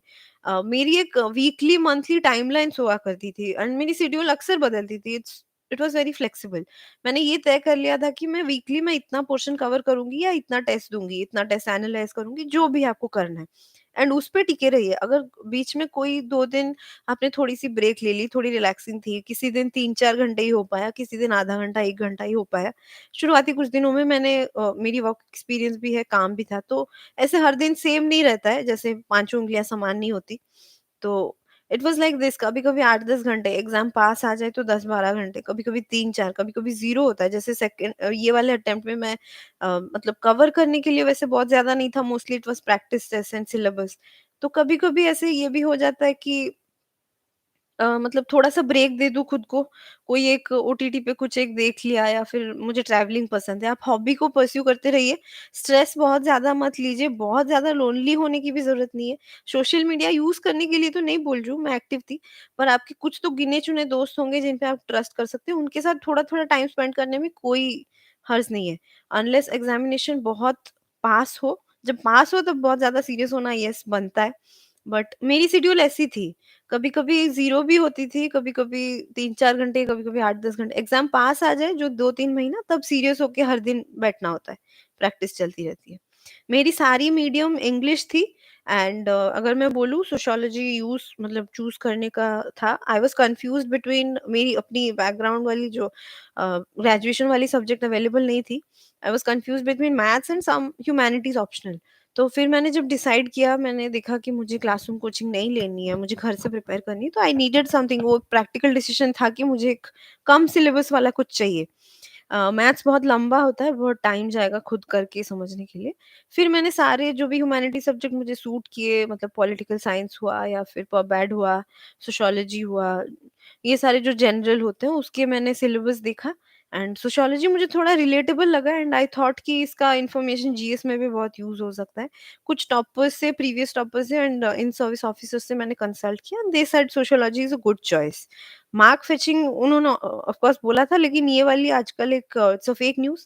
मार्क्स के पीछे मत भागिए, हर ऑप्शनल से टॉपर्स आते हैं एंड डिफरेंस है, अगर कंपटीशन किसी ऑप्शनल में ज़्यादा है तो ऑब्वियसली आपको ज़्यादा एफर्ट देनी पड़ेगी कि आप कैसे सबसे अलग लिखें, बेटर लिखें। मतलब अगर एक 1000 हैं तो बेसिक चीज़ तो सब लोग सेम ही लिखेंगे, बट आपको थोड़ा-सा कुछ उनसे भी ज़्यादा बेटर एफर्ट देना ही पड़ेगा। सिमिलरली अगर साइंस और मैथ्स का ऑप्शनल हो गया तो अगर आपने पूरी सिलेबस कवर की, उसमें अक्सर कंपटीशन कम रहती है। तो हर कोई पूरा सिलेबस कवर करके जाए ऐसा ज़रूरी नहीं है। तो ऐसा है, जैसे वहाँ पे टाइम मैनेज करना डिफिकल्ट है, यहाँ पे आपको एफर्ट्स ज़्यादा देनी पड़ेगी। तो दिमाग में एक चीज़ तो था, जब भी मतलब ऐसे मन में आता था कि मैंने ये ऑप्शन क्यों लिया, मुझे चेंज कर देनी चाहिए। मैंने कहा इतना एफर्ट दिया है और हर सब्जेक्ट में आप कुछ भी ऑप्शनल लो, आपको मेहनत करनी पड़ेगी, उसकी कोई अल्टरनेटिव नहीं है। तो मेरी बस यही थी कि अगर इसमें कूद गए तो इसको कंप्लीट करेंगे, बीच में ऑप्शनल चेंज नहीं करना है। एंड यस, डिफिकल्टी तो होगी, हार्ड वर्क तो करनी है, तो कोई भी ऑप्शनल सही, उसी में ही कर लेंगे। नोट्स के बारे में मैंने बता दिया। रिवीजन मैंने ऐसे किया था कि पहले पढ़ लो, फिर एग्ज़ाम जब पास आ जाए 2-3 महीने तो बार-बार उसी नोट्स को, या फिर अगर मैंने किसी बुक के नोट्स नहीं बनाए तो वो जो बेसिक बुक्स है उसको मैंने रिवाइज़ किया। बहुत ज़्यादा बल्की नोट्स मैंने कभी नहीं बनाए, वही मैंने बोला हर टॉपिक के 2-3 पेजेज़ के होने चाहिए। वैसे होके भी बहुत ज़्यादा हो जाते हैं, इसलिए पूरा बुक का नोट्स बनाने की कोई ज़रूरत मैंने पर्सनली नहीं पड़ी है मुझे। And this was my overall strategy. अगर कहूँ मैंने कुछ मिस किया हो, plan B, yes, plan B के बारे में मैं बोलूँ तो जब मैंने 2020 वाला अटेम्प्ट नहीं हो पाया मेरा, आई वाज क्वाइट, बहुत डिफिकल्ट फेज था। I was depressed and I wanted to give up and go on to different opportunities. Opportunities तो थी, I come from a background, मेरे कॉलेज में बाहर जाने का एक बहुत होता है बच्चों में कि हम बाहर जाके मास्टर्स करेंगे, इंडिया के बाहर जाके। तो इवन आई वाज़ थिंकिंग कि I should use that as well. बीच में मैंने अपने स्टेट पीएससी का भी प्रीलिम्स दे दिया था व्हेन आई बिकेम एलिजिबल। वो एग्ज़ाम थोड़ा लेट भी चल रहा था एंड साथ-साथ मैंने मेंस और ऐसे, आप देखिए, आप टाइम पहले देखिए, यूपीएससी को अगर आप प्लान ए कर रहे हैं तो उसको प्रायोरिटी दीजिए। साथ में जो फ्री टाइम है उसमें आप अपना प्लान भी थोड़ा-थोड़ा करके परस्यू कर सकते हैं। कोई कोई जॉब हो गया, कुछ हो गया। पहले अटेम्प्ट में ज़्यादा टाइम देना पड़ता है, तो वो आप फुल प्रिपरेशन में करें तो ठीक है, एंड फिर अगर उसमें नहीं हो रहा है, second, third, fourth attempt completely इसमें डूब नहीं जाना है। आप एक्सप्लोर कीजिए, आप क्या और कर सकते हैं, कुछ अपना होराइज़न्स को बड़ा कीजिए एंड ये कभी ना कभी आपको हेल्प ज़रूर करेगी, इस एग्ज़ाम में भी हेल्प करेगी। 6-7 साल इसमें देना, ये पर्सनली मेरी एक ओपिनियन के अगेंस्ट थी। आई डिसाइडेड कि this is going to be my UPSC last attempt. ये नहीं हुआ तो I will pursue something else, क्योंकि मुझे लगता है कि जो यूथ वाली पीरियड है, जो 20s होते हैं हमारे, this is the period we are most active. इसको सिर्फ रिपिटेशन वाली चीज़ें करने से एक होता है कि लर्निंग ग्राफ स्ट्रेट हो रहा है, ऐसे जानी चाहिए एक्सपोनेंशियल। तो आई एडवाइस कि आप कुछ दूसरी चीज़ भी प्रैक्टिस साथ में टेकअप करें, बिकॉज़ रिपीटेड अटेम्प्ट्स में बहुत ज़्यादा टाइम देने की ज़रूरत नहीं पड़ती है। सिर्फ़ एग्ज़ाम से पहले आपको थोड़ा ज़्यादा दिन भर बैठना पड़ेगा। तो बैलेंस करके चलिए एंड आपको अगर करना ही है ये, तो आपको बहुत सारे अपॉर्च्युनिटीज़ मिलेंगी। जैसे मैंने एक्सप्लोर किए थे कोई यूनिवर्सिटीज़ के या कुछ कॉर्पोरेट्स में, पब्लिक पॉलिसी, जो इनफैक्ट वो लोग भी गवर्नमेंट में ही काम कर रहे हैं। आप टॉप पोस्ट देखिए नीति आयोग में या कहीं, मैंने थोड़ा रिसर्च किया हुआ था, वहाँ पे भी ऐसे हैं प्रोफेशनल्स जो कि आईएएस या एडमिनिस्ट्रेटिव सर्विस या किसी भी गवर्नमेंट सर्वेंट नहीं है। एक चीज़ जो लैटरल एंट्री भी है, गवर्नमेंट इज़ प्रमोटिंग, जो कंसल्टेंट्स होते हैं, they come from this expertise background, और वहाँ पे भी आप बहुत टॉप पोस्ट में गवर्नेंस में भी कंट्रीब्यूट कर सकते हैं। आपको अगर ग्राउंड में लोगों की हेल्प करनी है तो आप किसी ऑर्गेनाइजेशन के थ्रू, किसी गवर्नमेंट के थ्रू ये सब भी टेकअप कर सकते हैं। UPSC is the not the end of your life. कभी भी ऐसे डिप्रेसिंग ख़्यालात ना लाएँ, कभी खुद को अकेला ना समझें। हमेशा अगर किसी को बात करनी है, थोड़ी-सी बात कर लें, कुछ मोटिवेशनल वीडियोज़ देख लें। बीच में कभी-कभी 1-2 मूवी देख लिया भी तो कोई प्रॉब्लम नहीं है। ये डिटेल में थी मेरी strategy. Now I will be taking up some questions जो कि है चैट बॉक्स में। प्री में कुछ लोग बोल रहे हैं कि आपके कट ऑफ मतलब लास्ट ईयर कट ऑफ शायद 88 था, तो इस साल भी based on difficulty of paper people are predicting कि, मैं ऑनेस्टली कट ऑफ स्पेकुलेशन और प्रेडिक्शन मैंने कभी नहीं किया है। I don't believe in wasting time on that. Better होगा कि इसको आप किसी और चीज में ले। आई प्रिफर कि अगर प्रीलिम्स के बाद जो 7 दिन ऐसे हैं जो हम ब्रेक लेके हम सिर्फ कट ऑफ स्पेकुलेशन करते थे, मैंने कभी अपना प्रीलिम्स का पेपर नेक्स्ट डे एनालाइज नहीं किया। इनफैक्ट 2020 वाला जो प्रीलिम्स का पेपर मैंने एनालाइज किया था before I give my 2022 prelims. तो जो ब्रेक होता है उसमें मैं खुद को पूरा ही ब्रेक देती हूँ। आई गो फॉर सम, थोड़ा सा कहीं रिलेटिव्स के पास चले गए, कोई ट्रैवल हो गया, तो ब्रेक को अच्छे से ब्रेक की तरह ट्रीट करें। स्पेकुलेशन से क्या होगा, इससे प्रेडिक्शन इम्पॉसिबल है। तो आई नेवर डिड दैट। फिर भी अगर आप एक सेफ जोन में है जो कि 75 से 85 से ज्यादा आपको मिल रहा है, तो आप based on what ever your categories आप क्या प्रेडिक्ट कर रहे हैं, मेंस की प्रिपरेशन आप तुरंत शुरू कर दें। 1 हफ्ते से ज्यादा ब्रेक ना लें। इनफैक्ट पहले अटेम्प्ट में ब्रेक ना लें तो ही बेटर है। 2020 में मैंने ब्रेक नहीं लिया था आफ्टर प्रीलिम्स। 2022 में मैंने लिया था, एक एक हफ्ते के लिए आई वेंट आउट। सोशियोलॉजी की स्ट्रेटजी मैंने कर ली है। अगर आपको कोई स्पेसिफिक क्वेश्चन है तो please ask in the comment box. अच्छा, ओसीएस की क्वेश्चंस, अगर कोई ऐसे क्राउड हैं जो उड़ीसा सिविल सर्विसेज दे रहे हैं तो उसके प्रीलिम्स की पैटर्न यूपीएससी जैसी हो रही है। तो मैं तो सिर्फ यही एडवाइस कर पाऊंगी, यूपीएससी की प्रिपरेशन मैंने पहले की थी, बाद में ओपीएससी की प्रिपरेशन प्रिपरेशन एक्चुअली सेपरेटली मैंने ओपीएससी की प्रीलिम्स के लिए नहीं की थी। My UPSC preparation itself helped me to cross the OPSC prelims के कट ऑफ। तो किया था। इनफैक्ट मेरी जब 20 स्टोरी बताऊं तो 2020 की जो इंटरव्यू थी उसके next day medical test, and उसके बाद नेक्स्ट वाले डे ही मेरी जो ओडिशा सिविल सर्विसेज की प्रीलिम्स थी। तो it was impossible for me to prepare separately and test series या कुछ भी मैंने वैसे प्रैक्टिस सेपरेटली नहीं किया था। यस, जो भी यूपीएससी का प्रिपरेशन था that help me a lot, कि कोई सेपरेट प्रिपरेशन के बिना ही मैंने वो कट ऑफ क्लियर किया था। मेंस भी सिमिलर ही हो रहा है यूपीएससी का, अगर आप पैरेलली कर रहे हैं तो obviously it is helpful also. आप दोनों एग्जाम्स ही दे सकते हैं, एक एक तरह का प्रिपरेशन करें तो। पहले हमको भी ऐसी थोड़ी प्रॉब्लम थी। I was reluctant to give the state PSC exam क्योंकि दो ऑप्शनल्स थे when I give the exam, but अभी तो एक ही ऑप्शनल हो रहा है। तो आप इसको पॉजिटिव वे में ले कि अपॉर्चुनिटीज बढ़ रही हैं, आप ये भी दे सकते हैं, वो भी दे सकते हैं। I am from Odisha. Someone has asked कि अब मैं किस स्टेट से हूँ। I am from Odisha, the eastern state. Mains 2023 की स्ट्रैटेजी मैंने बताई। आप अगर आप थोड़े से भी nearer to the safe zone of cut off में हैं, शुरू कर दीजिए थोड़ी थोड़ी आंसर राइटिंग, पहली बार दे रहे हैं तो।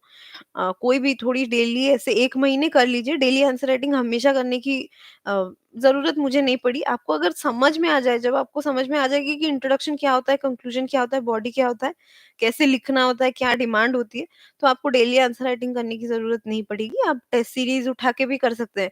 कुछ टॉपर्स ने बिना टेस्ट सीरीज के भी किया था, इन द सेंस आप जो 20 क्वेश्चंस वाली सेट होती है, फ्रीली भी बहुत सारे अवेलेबल है मार्केट में, ऑनलाइन वेबसाइट में, घर से कर रहे हैं तो, दिल्ली में नहीं है तो उसको भी उठा के, अब जो यूपीएससी वाले 2 मार्जिन होते हैं अप डाउन एंड दोनों साइड में, उसी वाले पेपर में आप प्रैक्टिस करना शुरू कीजिए एंड देखिए कि 20 क्वेश्चंस आप कितने टाइम में लिख रहे हैं।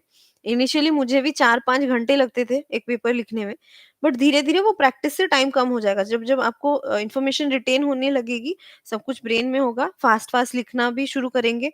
हैंड राइटिंग को एकदम गंदा मत कीजिए, बहुत सुंदर करने की लिखने वाली कोई प्रेशर भी नहीं होती। बस इतना याद रखिए कि आप जो एफर्ट दे रहे हैं, हार्ड वर्क दे रहे हैं, वो एग्जामिनर तक पहुंच जाए। ये आपकी स्ट्रेटजी होनी चाहिए। एंड एक चीज मैंने जीएस मेंस की स्ट्रेटजी में मिस किया है, विच आई रिमेम्बर नाउ। मैंने कंक्लूजन्स के लिए भी कुछ स्पेसिफिक टेम्पलेट्स रेडी करके रखे थे, 20-30 हर पेपर के लिए। मतलब अगर कोई किसी का मतलब समराइज करने के लिए बहुत लंबा जाएगा मुझे लग रहा है, या फिर कुछ हटके कंक्लूजन याद नहीं आ रहा, तो आई ऑलवेज पुट इन, जैसे हो गया मैंने बताया था पहले, प्राइम मिनिस्टर सर के जो स्पीच होते हैं, सबका साथ सबके विकास, जो ऐसे कैची फ्रेज होते हैं, आत्मनिर्भर Bharat, minimum government maximum governance, ऐसे ये सब जो हुआ, 5 ट्रिलियन इकोनॉमी है, ये आप जीएस 3 में कहीं पे भी यूज कर सकते हैं। ये सब जो फ्रेजेस हुए, हमारी एम ऐसी रहनी चाहिए। एसडीजी के जो 14 गोल्स हैं, वो चारे 14 के 14 मैंने याद किए थे विद एब्रीविएशन। कोई भी क्वेश्चन आया, मतलब वो पॉवर्टी हो, हंगर हो, वुमेन इश्यूज हो, इंफ्रास्ट्रक्चर रिलेटेड हो, एसडीजी में मैक्सिमम चीजें कवर हो रही है। इवन क्लाइमेट चेंज के लिए भी है, आप एनवायरमेंट में भी यूज कर सकते हैं, कहीं पे भी you can use this 14 SDGs कि this is the above mentioned solutions या वे फॉरवर्ड जो आपने लिखा, these can be use to achieve SDG goal number this. Suppose poverty पे आया तो 1, हंगर पे आया तो 2, हेल्थ, ऐसे आप कर सकते हैं। यूपीएससी में ये मेरा सेकंड अटेम्प्ट था, फॉर समवन आस्किंग कि कौन सा अटेम्प्ट है। आईएएस नेटवर्क के बारे में मैंने बता दिया था। टू व्हाट एक्सटेंट, मैंने सिर्फ 2020 में शुरुआती 1 महीने दो दो क्वेश्चन, वो भी मैंने पूरा 1 महीने नहीं किया था। हफ्ते में 5 days I use to write, and 3 week में शायद मैंने बंद कर दिया था। एंड दिस अटेम्प्ट इन 2022 मैंने एसए के लिए कोई टेस्ट सीरीज नहीं ली थी, तो I even used that only कि मैंने सिर्फ एसए वेरीफाई करने के लिए एक एसए वेरीफाई करवाई थी मैंने। मुझे हालांकि this is my personal opinion, जब मेंस जीएस मेंस की मैंने आंसर्स चेक करवाई थी, तो वो फीडबैक और कॉम्प्रिहेंसिव जो जो भी था उनका guidance, that I felt better rather than ऐसे वाला इतना हेल्पफुल नहीं था। बट आप चेक कर सकते हैं, वो लोग they also provide a demo evaluation. आप आंसर्स भेज के देखिए, अगर आपको फीडबैक और आपका उनका चेकिंग वाला प्रोसेस अच्छा लगता है तो आप डेफिनेटली ट्राई कर सकते हैं।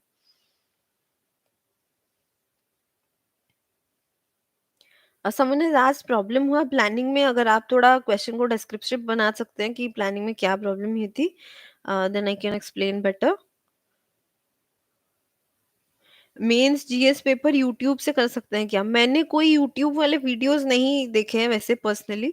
मैंने मेंस के पहले, हाँ आई फॉरगॉट टू मेंशन कि मृणाल सर की जो अनअकैडमी पे फ्री क्लासेस आती है, नॉट द प्लस वाली, स्पेशल क्लासेस में he has covered I think 2019 की क्वेश्चंस, जीएस 1 2 3, जीएस 4 का भी।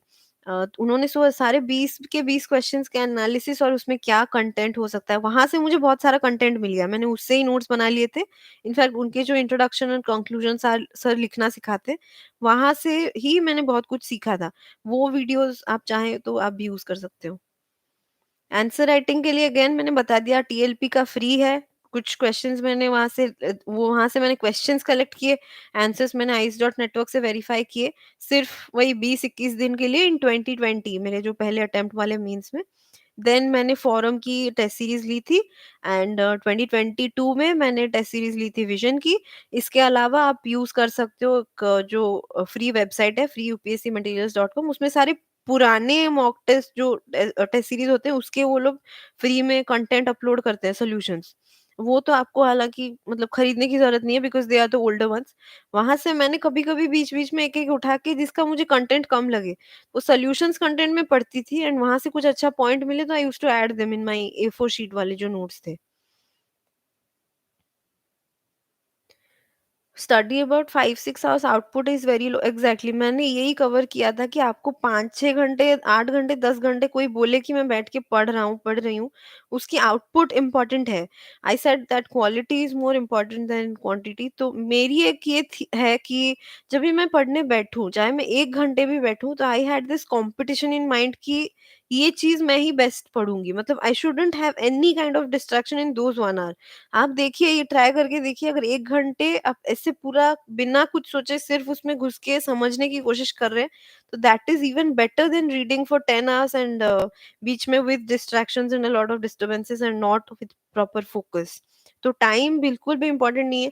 आप डिवाइस कीजिए, किसी किसी को 8 घंटे लग सकते हैं, तो आपको अगर एग्जाम मतलब ऐसे डिसाइड ही कर लिया है देना है, तो उतनी मेहनत करना तो मतलब आपका खुद का ही डिसीजन है। तो आपको चाहिए तो आप उतना बैठिए, आपको चाहिए तो 3-4 घंटे बैठिए।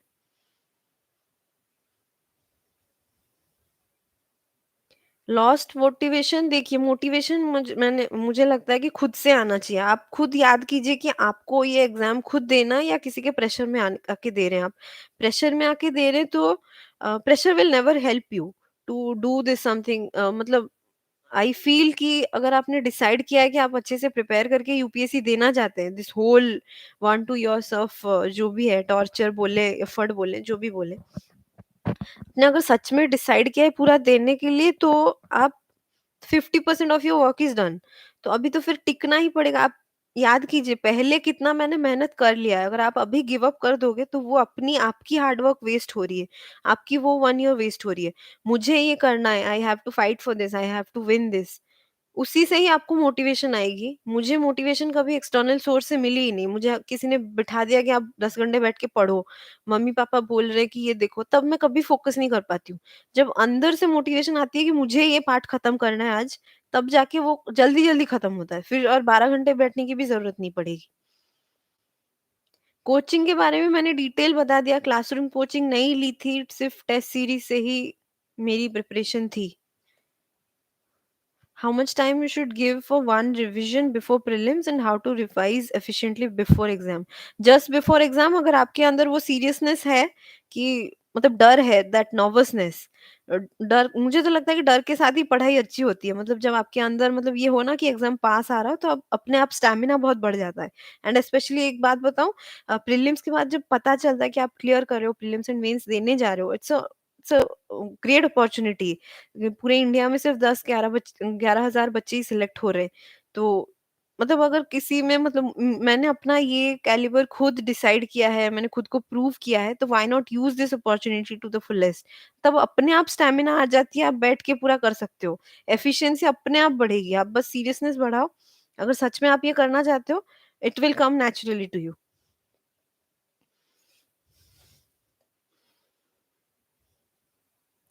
When did you start preparing and appear in test series? How much marks you are getting? देखिए टेस्ट सीरीज मैंने एग्जाम से पहले की थी, मैंने बताया प्रीलिम्स के पहले 20-30 टेस्ट मैंने ट्राई किए थे एंड मेंस के पहले एक-एक for mains and optional respectively. तो मार्क्स इंपॉर्टेंट नहीं है, मार्क्स इनिशियली मुझे बहुत कम मिलते थे। इवन कभी-कभी फीडबैक भी बहुत ज़्यादा डीमोटिवेटिंग होता है कभी-कभी कि आप अच्छे नहीं लिख रहे हो। ये सब सीरियसली नहीं लेना है, आप सिर्फ प्रैक्टिस पे फोकस कीजिए। 3 घंटे में कैसे क्वालिटी कंटेंट आए। अगर आप जो क्वेश्चन में पूछा है वो आप लिख रहे हो तो एग्जामिनर आपके मार्क्स क्यों काटेंगे? एंड हर फीडबैक को इनकॉर्पोरेट करने की जरूरत नहीं है। इनिशियली मार्क्स कम आते हैं, वो धीरे धीरे कम ज्यादा होते रहेंगे। Marks is not at all important. कोई भी कोचिंग यूपीएससी को प्रेडिक्ट करके एग्जैक्ट नहीं बता सकता है। क्योंकि मार्क्स की जो ये होती है कि जैसे जीएस 3 में थोड़ा कम देते हैं, जीएस 4 में थोड़ा ज्यादा देते हैं, वो चीज तो हर साल बदलती रहेगी। आप सिर्फ क्वालिटी एंड कंटेंट पे फोकस करो, मार्क्स को, टेस्ट सीरीज के मार्क्स को बिल्कुल मत देखो। लक्ष्मीकांत को रिवाइज करने का कोई अल्टरनेटिव नहीं है। हाँ, बल्कि ये बहुत टाइम भी लगेगा, बट करना पड़ेगा। हाउ टू एनरिच आंसर्स, बहुत ज़्यादा इंट्रोडक्शन में पॉइंट वाइज़ लिखिए, फैक्ट्स, डेटा, एग्ज़ाम्पल्स अच्छे से यूज़ कीजिए। प्रैक्टिस के साथ ही आपकी जब हैंड की स्पीड बढ़ेगी, आप नेचुरली फ्लो के साथ ही डायग्राम्स बनाना भी शुरू कर दोगे। सोशियोलॉजी की बुक लिस्ट मैंने शेयर कर दी है। आप जब ब्रेक लेते हैं क्या करते हैं? मुझे हॉबी जो भी आप परस्यू कर सकते हैं। मुझे ट्रैवलिंग अच्छा लगता है, अच्छा food, I experiment with different cuisines, वो मैं करती हूँ। मेरा एक पेट है, I used to spend time with him as well. Answer writing कितना इम्पोर्टेंट है? आंसर राइटिंग आपके प्रिपरेशन, आपकी जो बेसिक सिलेबस, आपकी जो कंटेंट, उससे ज़्यादा इम्पोर्टेंट नहीं है। तो आप पहले, अगर आपकी बेसिक्स और कॉन्सेप्ट स्ट्रांग नहीं है, पहले आप उस पे फोकस कीजिए। वो आप अगर अच्छा कर देंगे तो आंसर अपने आप बेटर होंगे। अगर आपकी रिविजन अच्छी है, दिमाग में सब कुछ है, तो आप ऑब्वियसली उसको 1-2 पेजेस में कंपाइल करके लिख पाएँगे। डे 1 से आंसर राइटिंग की प्रोडक्टिविटी मेरी तो 0 थी, इसलिए मैंने की नहीं थी। Should one solve PYQs for prelims only after completing the entire syllabus simultaneously? Parallelly चलेगी। PYQs देख के ही आपको समझ में आएगा कि कैसे क्वेश्चंस आ रहे हैं और आपकी प्रिपरेशन किस डायरेक्शन में जानी चाहिए। तो उस हिसाब से ही आप कीजिए।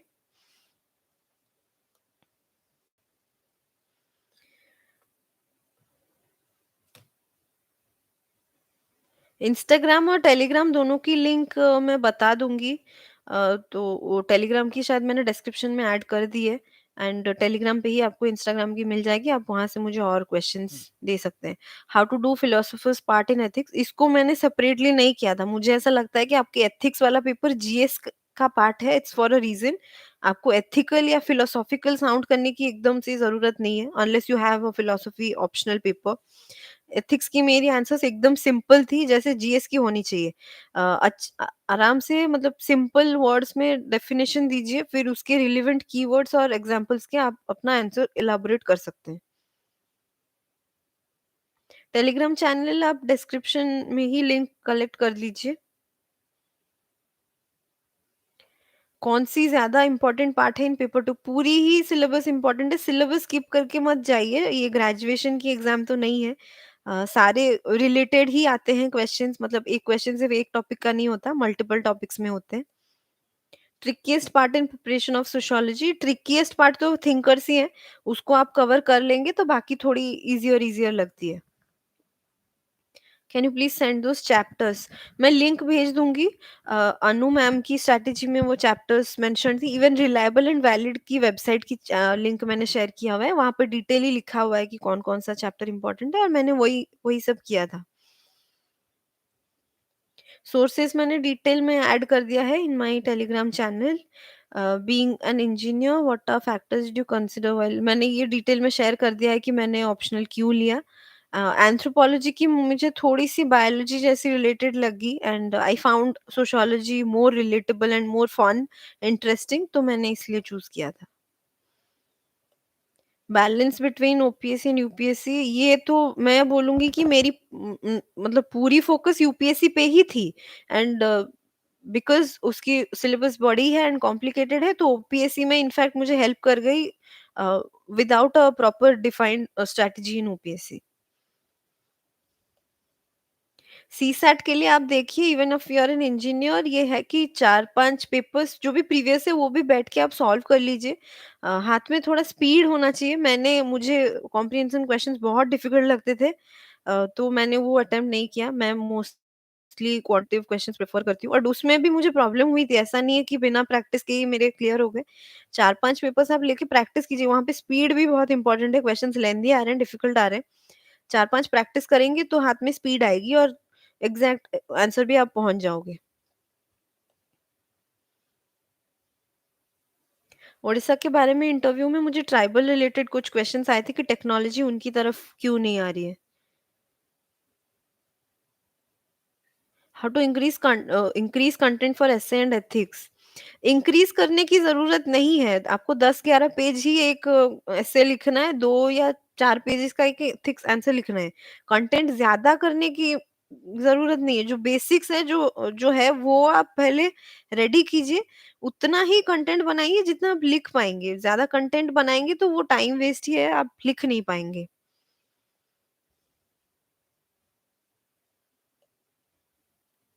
यूपीएससी में मैथ कंपल्सरी है क्या? मैथ कहीं पे भी कंपल्सरी नहीं है। सीसैट में भी अगर आप कॉम्प्रिहेंशन में कंफर्टेबल है तो वो क्वेश्चंस उठा के कीजिए। It's not compulsory to do the quantitative part. Graduation honours मेरा बीटेक है in computer science. I am a graduate from NIT Rourkela. मैं नोट सारा ही शेयर कर लूँगी ऑन माय टेलीग्राम चैनल।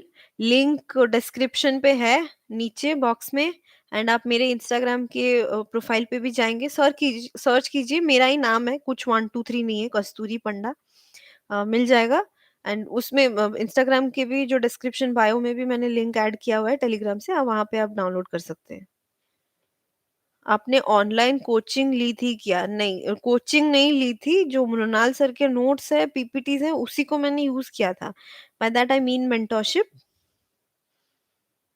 मैंने न्यूज़पेपर पढ़ा था 30 minutes to 45 minutes a day, just to know and remember कि क्या-क्या चल रहा है, नोट्स नहीं बनाए थे मैंने।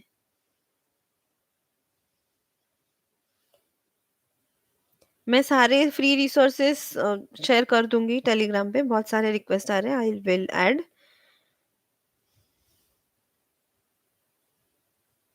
सोशियोलॉजी बुक लिस्ट मैंने ऑलरेडी ऐड कर लिया है चैनल में, कुछ मैंने बता दिया अभी, जो मिस कर लिया वो आप चैनल में देख लीजिए। रिवीजन स्ट्रैटेजी यही थी कि जितना भी टाइम है 3 बार, 4 बार, 5 बार जितना भी आप कर पाओ कर लो, एंड धीरे-धीरे रिवीजन वाली टाइम कम हो जाएगी। जब आपकी चीज़ें याद रहने लगेंगी, पहला रिवीजन आपको थोड़ा ज़्यादा टाइम लगेगा, सेकंड वाला कम लगेगा, थर्ड, फोर्थ, फिफ्थ रिवीजन में और कम हो जाएगी। Sociology notes also I will share. Is it necessary to read newspaper और रिलाई ऑन मंथली? नेसेसरी की बात नहीं करूंगी, बट न्यूज़पेपर पढ़ना एक अच्छी आदत होती है। आपको हर दिन की न्यूज़, एक तो it's the type of revision only. आप पहला जब देखते हो उसको, थोड़ा तो दिमाग में चला जाएगा, फिर आप जब करंट अफेयर की पीडीएफ देखोगे मंथली, तो वो फिर याद आएगा कि ये मैंने पढ़ा हुआ था, तो this will work as kind of revision for you. And it will help you. तो आप प्रैक्टिस रखिए, एकदम से पढ़ना बंद मत कीजिए। Revise and analyse my mock test, हाँ, मैंने प्रीलिम्स, मेंस दोनों की ही जो मैंने मॉक टेस्ट दी थी, उसकी बहुत अच्छे से एनालिसिस और रिवीजन किया था। कहाँ मैं गलत कर रही हूँ, कहाँ मेरी वीकनेस है, ये आप खुद ही खुद को एनालाइज़ करें तो बेटर है, आपको कोई और बता देगा तो वो ज़्यादा काम नहीं करता है। एंड वहाँ से भी जो भी रिलेवेंट कंटेंट मुझे मिलते थे, कोई इन्फॉर्मेशन मुझे याद रखनी चाहिए, नोट्स में ऐड करनी चाहिए, I used to do that parallelly. And in fact analysis में ज़्यादा टाइम जाता था। 2 hours for giving the test in prelims, 3-4 घंटे में लेती थी, तो पूरा जो 100 क्वेश्चन्स है उसको एनालाइज़ करके इन्फॉर्मेशन निकालने के लिए। एनसीईआरटीज़ की मैंने क्लास 11 की जो बुक थी वो पढ़ी थी, क्लास 12 की मैंने नहीं पढ़ी थी। आंसर राइटिंग स्टैटिक कंप्लीट करने के बाद ही शुरू करनी चाहिए, तभी आपकी अंडरस्टैंडिंग होगी कि आपको क्या लिखना है। ओपीएससी की preparation, for OPSC preparation I have shared that I didn't have a different strategy for that except for the another optional. It was basically my UPSC preparation, जो कि मैंने पूरा शेयर कर रही हूँ ऑन टेलीग्राम, यहाँ पे भी मैंने बताया। सोशियोलॉजी की आंसर राइटिंग भी सिमिलर ही थी। मैंने पहले 1-2 क्वेश्चन ऐसे ट्राई किया था, इंट्रोडक्शन, कंक्लूजन कैसे होता है। तो वो बस ऐसे ही चल रहा था, एंड देन मैंने जब टेस्ट सीरीज़ ली, ज़्यादा समझे। आप मेरी 2020 वाली जो आप मेरी टेस्ट सीरीज़ देख लीजिए, उसमें मेरे क्वालिटी ऑफ आंसर्स इतने अच्छे नहीं थे। टेलीग्राम चैनल पे मैंने अपलोड किया हुआ है सारा। फिर धीरे-धीरे वो बेटर होता जाएगा।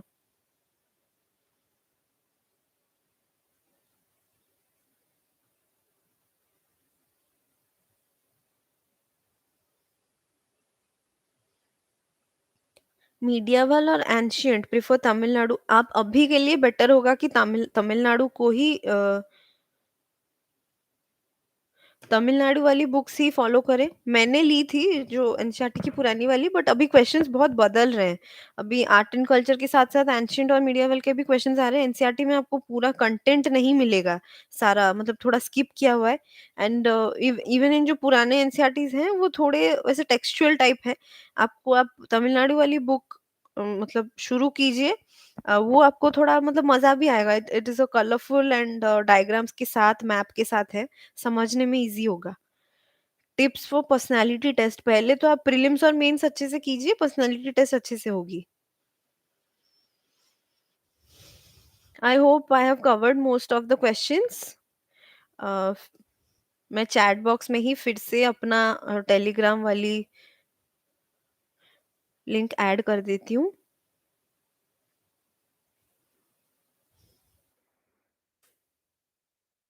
यहाँ से आप यूज़ कर सकते हैं मेरा जो भी टेलीग्राम वाले रिसोर्सेस हैं। एंड अगर आपको कुछ भी क्वेश्चन हो, जो मैंने मोस्टली जितने चैट बॉक्स में है तो मैंने कवर कर लिया। अगर आप ये वीडियो बाद में देख रहे हैं and you have still some questions, तो आप यहाँ पे मुझे मैसेज कीजिए। एंड अगर वो मैंने नहीं कवर किया हो तो I will add it on my Instagram, message कीजिए। वर्किंग प्रोफेशन के लिए डिफिकल्ट है, टाइम आपको खुद ही निकालना पड़ेगा। शुरुआती थोड़ा ज़्यादा टाइम चाहिए, बाद में अगर दूसरा तीसरा अटेम्प्ट है तो टाइम मैनेज करना बेटर हो जाता है। इसका कोई सॉल्यूशन नहीं है, आपको खुद ही डिफाइन कर, क्योंकि आपको पता है कि आपको कितना स्ट्रेस है काम का, कितना टाइम काम करना है। तो उस हिसाब से आप डिसाइड कीजिए कि सुबह पढ़ रहे हैं, शाम को पढ़ रहे हैं, किसी की होती है। तो that is a self strategy. हाँ, मैंने जो ओएस की ट्रेनिंग जॉइन कर ली थी, अभी ट्रेनिंग चल ही रही है and I am going to resign soon. So thank you everyone, most of the questions मैंने खत्म कर दिए। It was a great session, I got some great questions. Thank you.